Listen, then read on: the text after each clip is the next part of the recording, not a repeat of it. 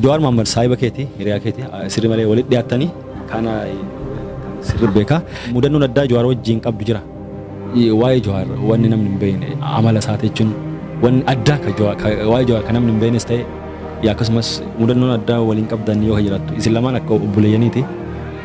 Dur as biyya kanatti maaliif Jawaar ana caalaa dhageetti argate hinaaffaa sanarra bilchiginnaa waliin dhaabbannee deebifnaa yoo taate malee ni wal beenna.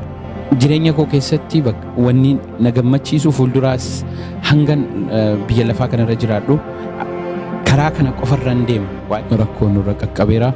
Harmeen koo umurii 60tti mana hidhaa seenuu, obbolaan koo barbaadamuu, nulli dhibba adda addaa nurra jira dhugaa dubbachuuf.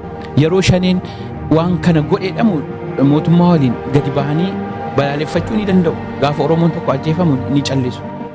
Warra dur qabsoo keessa turan har'a bilchiginnaa wajjin jiranuu fi yakka Oromoo irratti dalaganii malee isaan baraaraa hin jiru. Ilmaan nafxanyaa kan TPLF wayyaaneen adda kan isaan godhu haga wayyaaneen isaaniif kaffalaa jiraachifte ilmaan nafxanyaa kaffalaayyuu jiraachisuu hin barbaadan dhabamsiisuu barbaadu.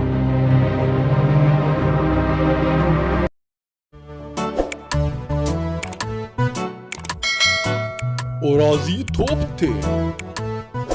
Orazi Top 10.